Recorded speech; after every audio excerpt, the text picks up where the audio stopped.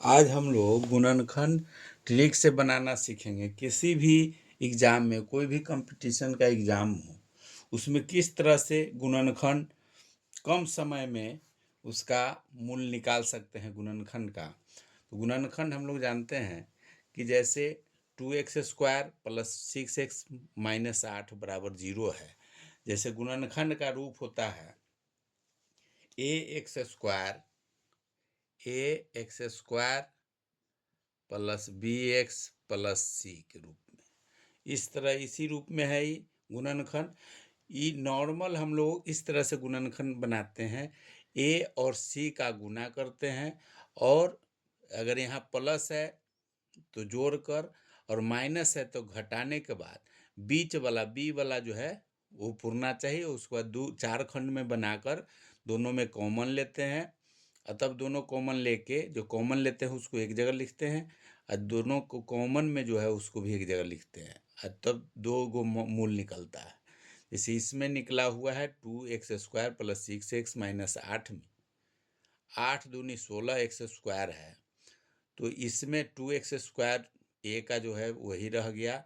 अब इसको दोनों को गुना करेंगे तो 8 दूनी 16 x² होगा, और दोनों जोड़ने घटाने पर 6x है। 8x में से 2x जाएगा तो 6x है, और -8।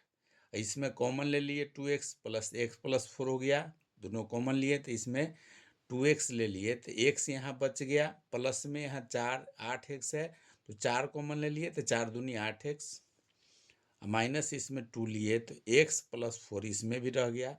अब दोनों कॉमन वाला को एक जगह कर दिए, 2x - 2 और x + 4। अब एक मान निकल गया यहाँ 2x - 2 = 0, तो 2x = 2, x = 1।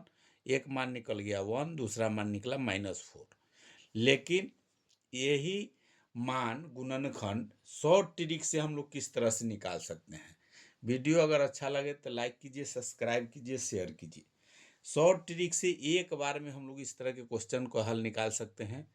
अगर बराबर के बाएं तरफ ये जो संख्या दिया हुआ है ए बी सी के जगह पर ABC यहाँ है, x² है और x है यहाँ, तो ABC के जगह पर जोड़ने घटाने पर अगर संख्या जो इसका जो जोड़ है a जोड़ b जोड़ c, अगर तीनों के जोड़ते हैं, अगर 0 आ जाता है, उस तरह के क्वेश्चन के लिए एकदम शॉर्ट ट्रिक है। एक बार देखना है, आंसर सिर्फ लिख देना है। अगर यहाँ देख रहे हैं इसमें 6 और 2 8 8 हो गया, यहाँ प्लस में, दोनों प्लस में है, माइनस में 8, दोनों को अगर जोड़ेंगे तो इसका मान हो जाएगा 0। जैसे 8 6 और 2 8 हो गया, -8, ये दोनों घटाएंगे तो इसका मान हो जाएगा 0। अगर 0 आ जाता है आंसर एक बार लिख देना है। एक मूल पहला जो है बराबर एक आंसर होगा, और दूसरा जो x का मान है इसका होता है c/a का मतलब हो गया c का जो मान है 100 तो -8, अब बटे a का जो मान है 100 तो 2, ये काट देंगे तो -4। डायरेक्ट आंसर अगर निकालना है तो एक मान तो हमेशा एक रहेगा, एक मूल निकलेगा एक, और दूसरा मूल है जो c/a हो जाएगा। c का जो मान है उसमें a का मान से भाग दे देंगे।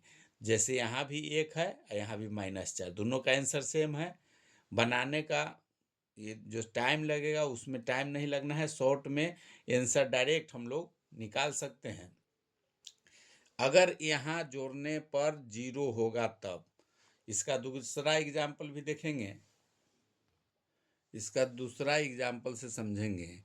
3x² - 11x + 8 है, ये -11 है, और 8 प्लस में है 3 प्लस में है, दोनों के जोड़ेंगे तो 8 3 11, 11 में से -11 करेंगे तो 0 होगा।